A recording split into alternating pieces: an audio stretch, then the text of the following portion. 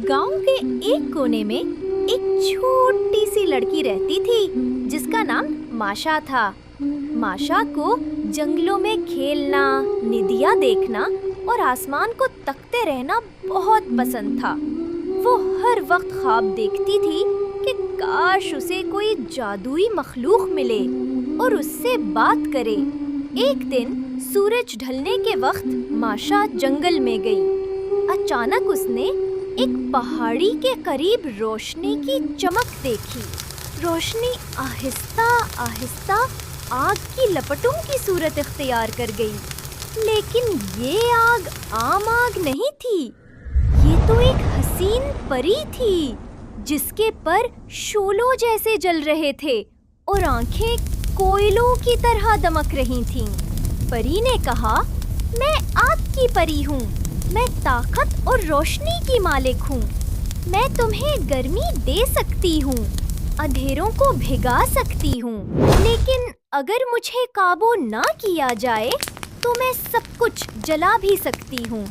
माशा थोड़ी डरी मगर फिर बहादुरी से बोली, अगर तुम्हारे पास इतनी ताकत है तो तुम लोगों की मदद भी कर सकती हो। आग की परी मुस्कुराई और हाथ के इशारे से एक टहनी रोशन कर दी। देखो, मेरी आग सर्दी में रोशनी और गर्मी देती है, लेकिन याद रखना, मुझे काबू के साथ इस्तेमाल करना जरूरी है। माशा अभी जवाब दे ही रही थी कि करीब नदी से छिनकार की आवाज आने लगी। पानी की बूंदें आसमान में नाचने लगी और एक नूरी सा वजूद जाहिर हुआ। वो पानी की परी थी। उसके लंबे बाल झरने की तरह बह रहे थे और उसकी आवाज मीठी बारिश की तरह थी। पानी की परी ने नरमी से कहा, मैं पानी की परी हूँ, मैं प्यास बुझाती हूँ, जमीन को हरी भरी करती हूँ और आग के गुस्से को भी ठंडा कर सकती हूँ। लेकिन अगर मुझे ज़ाया किया जाए या गंदा कर दिया जाए तो सबके लिए मुश्किल बन जाती हूँ। आग की परी ने शरारत से हिनकारा भरा, हम दोनों एक जैसे नहीं हैं। मैं ताकत हूँ, वो सुकून, मैं जोश हूँ, वो ठहराव। पानी की परी ने मुस्कुरा कर जवाब दिया, लेकिन हम दोनों के बगैर जिंदगी नामुमकिन है। आग रोशनी देती है, पानी सुकून। आग ताकत देती है, पानी जिंदगी। माशा दोनों को देखकर हैरान रह गई। फिर उसने कहा, अगर तुम दोनों एक दूसरे के मुखालिफ हो तो दुनिया कैसे चलती होगी?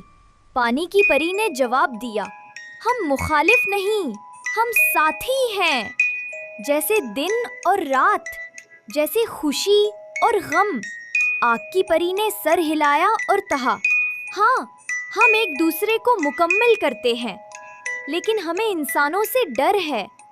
वो हमें या तो ज़ाया कर देते हैं या फिर हमें दुश्मन समझ लेते हैं। माशा ने नरमी से कहा, मैं वादा करती हूँ कि मैं सबको बताऊंगी कि आग और पानी दोनों कीमती हैं। अगर हम उनका ख्याल रखें तो ये हमारी ज़िंदगी को खूबसूरत बना सकते हैं। ये सुनकर दोनों परियां खुश हो गईं। आग की परी ने एक छोटा सा शोला माशा के दिल में रोशनी के तौर पर रख दिया और पानी की परी ने एक चमकती बूंद उसके हाथ पर रख दी। उन्होंने कहा, अब तुम हमारे राज की मुहाफिज हो। तुम लोगों को सिखाओगी कि जिंदगी तभी अच्छी है जब आग और पानी दोनों का एहतराम किया जाए। फिर दोनों परियां रोशनी और बूंदों में बदलकर गायब हो गईं।